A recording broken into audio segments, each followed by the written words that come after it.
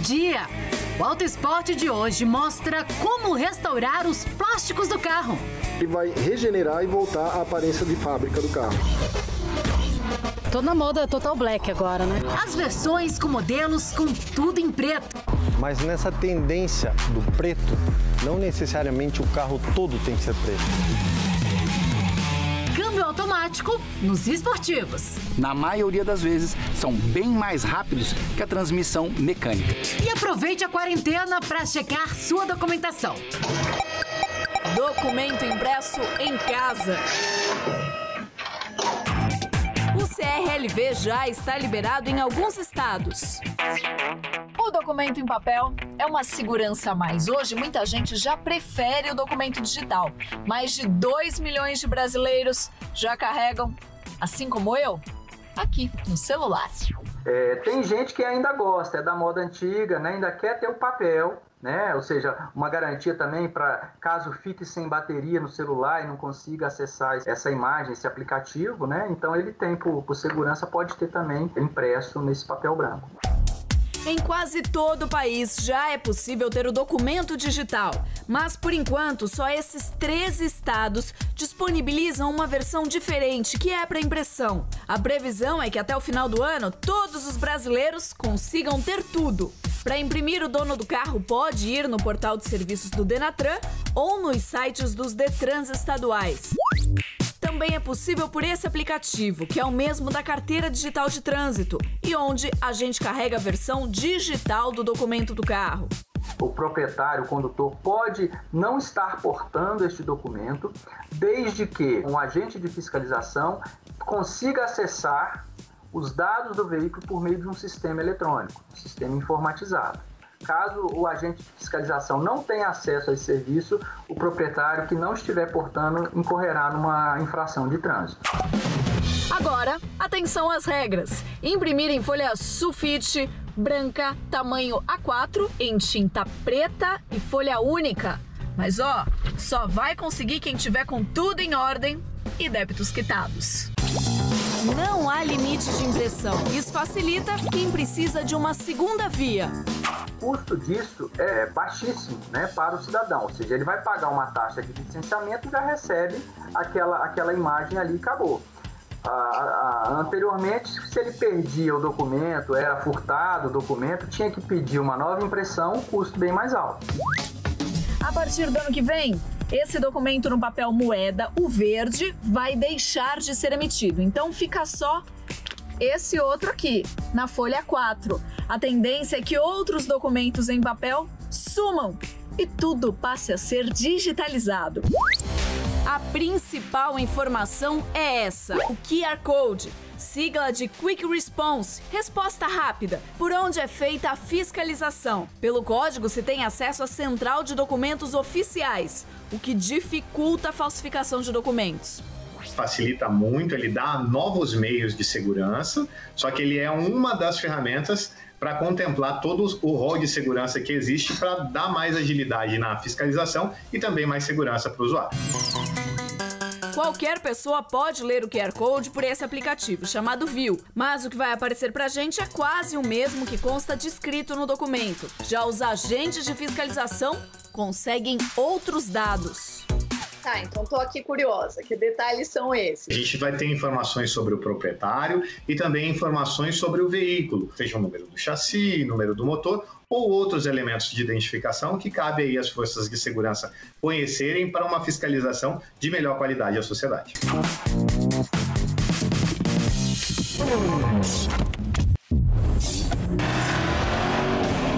Antigamente, um câmbio mecânico sempre muito mais rápido e veloz do que uma transmissão automática. Hoje, com a popularização da transmissão automática, principalmente com os automatizados de dupla embreagem, esses, na maioria das vezes, são bem mais rápidos que a transmissão mecânica. E isso tem causado uma revolução entre os esportivos. Eu gosto de usar os pedal shifts, as borboletas atrás do volante, até não só em pista, como no dia a dia eu gosto também. A não ser um dia que esteja muito estressado, saiu de reunião, você coloca, não deixa mais o carro no modo automático. Pois é, você concorda comigo, rapaz? Eu escuto muito assim, ó, câmbio automático e câmbio manual. Eu tenho o hábito de ser meio chato e querer corrigir. Eu falo que é câmbio automático e câmbio mecânico, porque manual os dois são. Você tá trocando marcha. Sim, é verdade. Você sai do drive pro manual, só que sem ter que pisar numa embreagem, sem ter que tirar uma mão do volante para fazer uma troca. O automatizado está sempre pronto. Quando uma marcha sai, a outra já está pré-engatada. O torque se mantém. 2 exemplos. O Mustang Shelby GT500 e o Toyota Supra, que trocam a marcha em 100 milésimos de segundo. No mecânico é impossível chegar nessa performance. Por isso, muitas marcas até deixaram de fabricar e de trazer para o Brasil esportivos com câmbio mecânico. Mas ainda tem os fiéis da velha escola. É um prazer de trocar as marchas. A engatada dele é muito precisa, é muito rápida. Espetei uma segunda, ó. Quando chega 7 pau, acende uma luz, que é um shift light, e manda você trocar. E ó, eita nós, quartinha, punta-taco, terceira. Punta-taco é quando o piloto trabalha com apenas um pé nos 2 pedais, freio e acelerador. Agora, destaque mesmo é o RPM. Ele fica bem no centro, destacado, com o que eles acham que é mais importante. O ronco, a rotação do motor. E claro, desprezar o gosto do cliente nunca é uma opção. Tanto que as marcas, elas foram buscando evoluir, melhorar os tempos e acabaram se rendendo aos câmbios automáticos. E o que acontece hoje? Você já tem a Porsche soltando um 911R, que é um câmbio manual, e virou um carro de coleção. E nos modelos de entrada, o câmbio automático deixa esses carros mais esportivos e com uma outra vantagem, mais seguros. Uma ultrapassagem usando apenas o drive e sem forçar no acelerador, o carro fica 5 segundos na pista contrária. Quer ver esse tempo baixar? Pisa no acelerador que vai. Ó, eu escolho, ó, tá numa rotação alta. Percebe?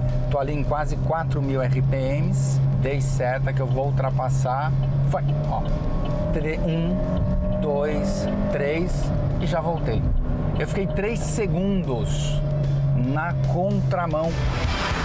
A 40 km por hora, esses 2 segundos são mais ou menos 22 metros, o equivalente a quase 6 carros desse na contramão. Parece que é pouco, mas faz toda a diferença. Eu quero economia de combustível. Joga no drive, vai ser sempre mais econômico. Melhor ainda é quando tem o modo esporte. Vou gastar mais combustível? Vou, mas vou andar mais rápido. 0 a 80 por hora, a primeira no esporte. Ó, e foi até 6.000 e pouquinho para trocar. E segurou no 5, ó. E foi. E tá chegando meus 80. A hora que chegar nos 80 eu vou parar. Vem, vem, vem, vem. Chegou, parou. 17 segundos, né? Para chegar a 80 km por hora. Agora no drive. Olha agora, já trocou. Ele fica trocando, ó, entre 3.000 e 2.000 RPM, ó. Como é bem mais lento, eu tô a 60 por hora já, 16, e foi. Eita, nós. 23 e 39. Mas paixão é paixão. Cada um tem o seu argumento para os novos automáticos ou automatizados. E você consegue prestar atenção em outras coisas do carro, que seria o seu equilíbrio, a postura de volante. E para os câmbios mecânicos? Mais vale o que o coração diz para você, e não os números que a gente lê, que o câmbio automático é alguns segundos mais rápido. Para entender esses opostos, preparamos uma brincadeira. Então é o seguinte, vocês vão dar 4 voltas cada um. 2 voltas, você troca as marchas. Nas outras 2, deixa que o câmbio faz a parte dele. Eu vou cronometrar e dar muita risada. Começa com você. Vamos lá. Então vamos aos números. René e Eduardo fazem a tocada, cada hora de um jeito. 32,51. 33,29. O tempo tempo era 33,12, foi para 33,29. Ô, louco. Ele trocando sozinho é ligeiramente mais rápido. Perdemos da máquina. Perdemos da máquina, erramos nossa aposta. Mas aí, se o canhão aqui fosse mecânico...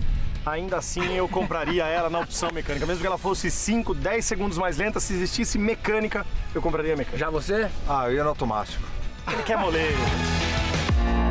A volta parcial ao trabalho nas montadoras mostra uma nova rotina. Nosso bem maior são as pessoas. Por isso, apenas 1.000 colaboradores de um total de 4.500 voltaram à fábrica. A matemática é uma grande aliada da biossegurança.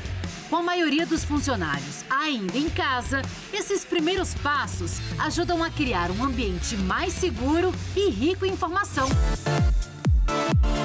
Usando experiências de nossas matrizes, nós fizemos um debate na Anfávia procurando encontrar as melhores práticas para garantir e assegurar a melhor segurança possível para os trabalhadores. Além disso, o retorno vai ser gradativo. Para cada ação, é necessário um protocolo de prevenção. Nós entregamos para nossos funcionários kit inicial com 12 máscaras. Além disso, uma cartilha com regras de segurança e saúde. Horários diferenciados para entrada e saída, escalas para o almoço. O distanciamento é mantido em todas as situações. São 65 ônibus para o transporte do pessoal da produção e o pessoal da administração.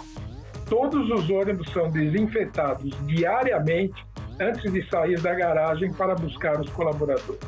Eles também passam por uma nova higienização antes de levar os colaboradores de volta para casa.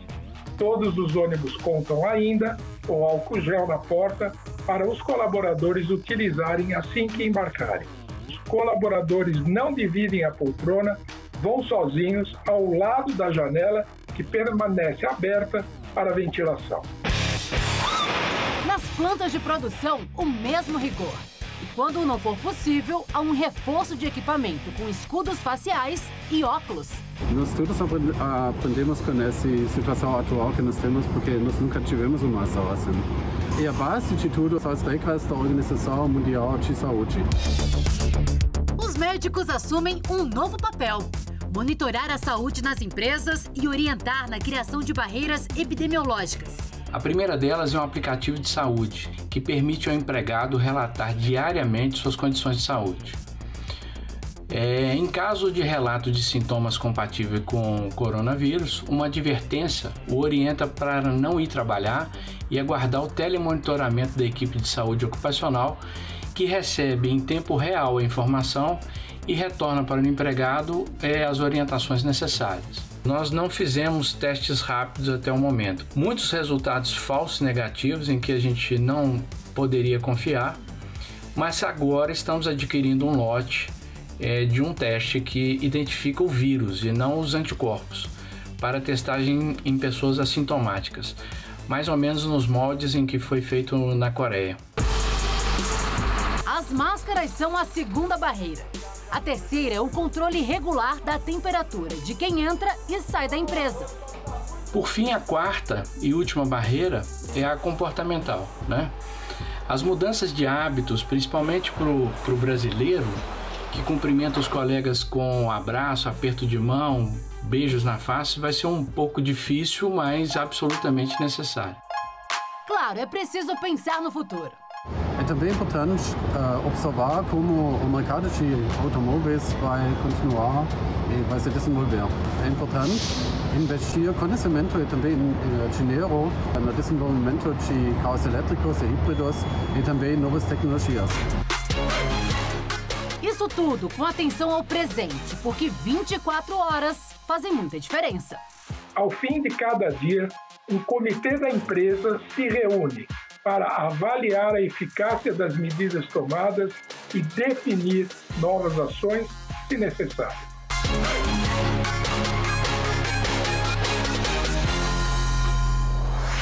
O Auto Esporte volta já. Como participar de Drift Online? As soluções que protegem os plásticos do carro. E as versões All Blacks estão fazendo sucesso.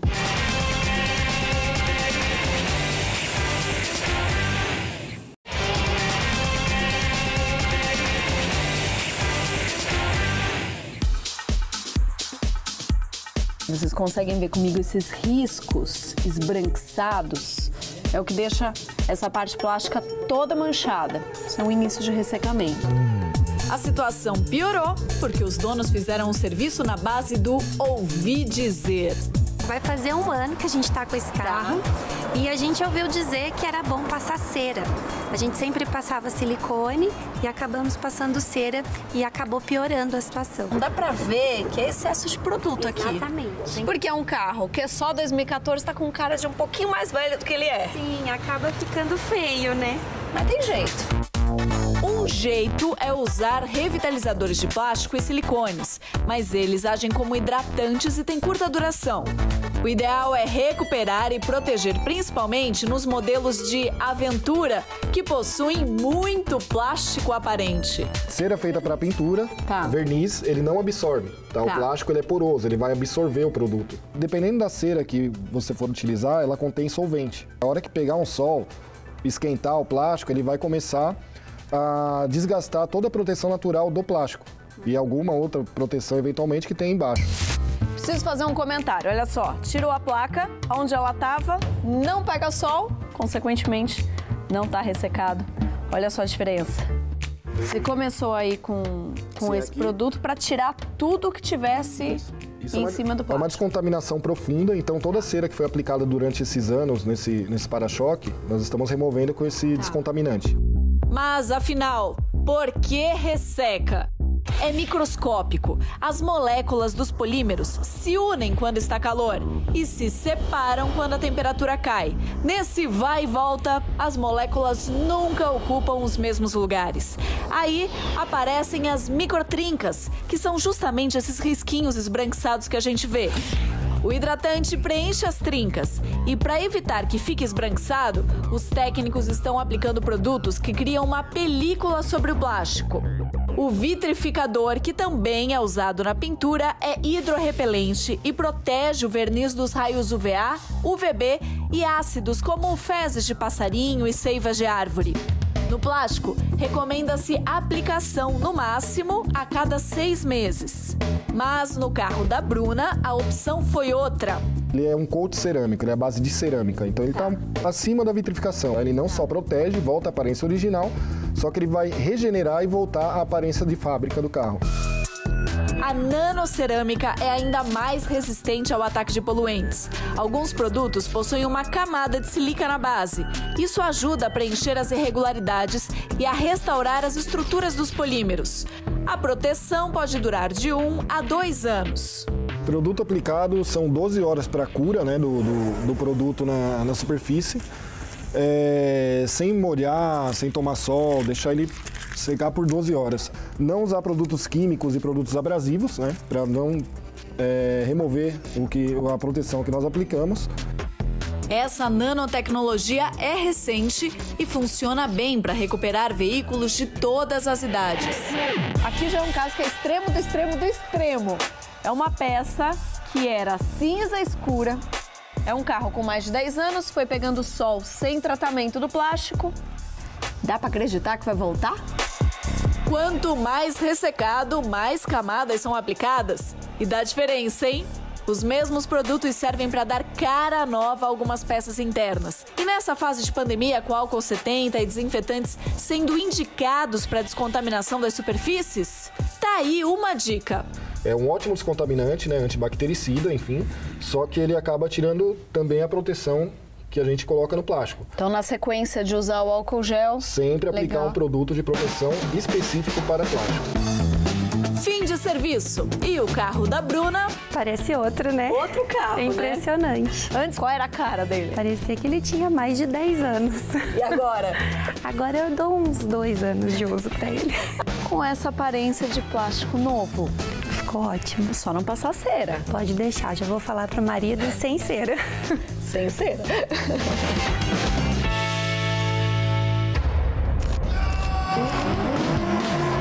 Dutch Online, uma primeira prova na pista virtual de Atlanta, no circuito americano, é bem divertido. Uma zona de aceleração forte e logo depois a desaceleração para colocar de lado. No clipe interno, o piloto precisa chegar o mais próximo do cone com a dianteira do carro. E quanto maior o ângulo, melhor.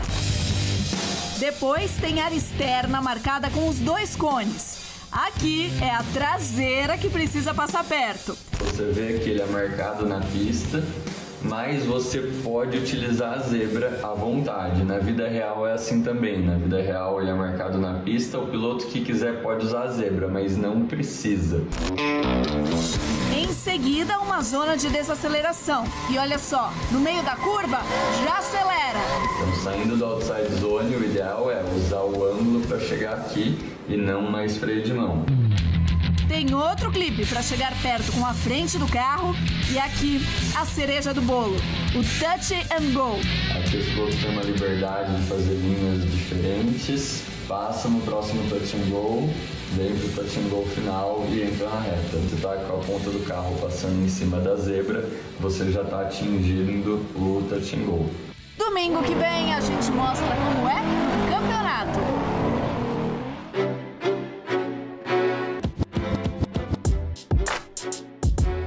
O preto sempre está em alta na moda. Realmente é uma febre agora nas montadoras. Como no interior. Dá só uma olhada nesse teto. As séries especiais são mesmo tendência. Essa aqui chama Midnight ou Meia-Noite. E aí a gente já tem a carroceria pintada em preto, a gente também precisa trazer destaque para os outros elementos. Certo. E aí é onde a gente começa a trabalhar com essa questão do brilho, da textura, dos materiais. Mas nessa tendência do preto, não necessariamente o carro todo tem que ser preto. Aqui, por exemplo, a carroceria é vermelha e o cromado foi substituído por preto. Dá uma olhada nesse detalhe aqui. Você tem o vermelho do para-choque, preto brilhante aqui na entrada e o preto fosco no meio com uma outra textura no plástico. Então você consegue ver bem as formas, as linhas do carro. Preto tem várias tonalidades e várias cores. Quando vai escolher um carro preto, não é assim tão simples como parece. O carro preto ele tem o tom sólido, mas também existe a tendência agora do futuro a ter o carro com efeito. Então você tem uma impressão que durante a noite ele parece ser um carro liso, mas durante o dia, com a reflexão da luz e principalmente mostra o desenho, o design do veículo. E as nuances estão em todos os cantos. Seja para dar esportividade, como nesse compacto, ou nos detalhes. Que tal rodas pretas? Então ela não é totalmente fosca, mas também não é totalmente brilhante. A cor tem muita história e trafega em várias esferas.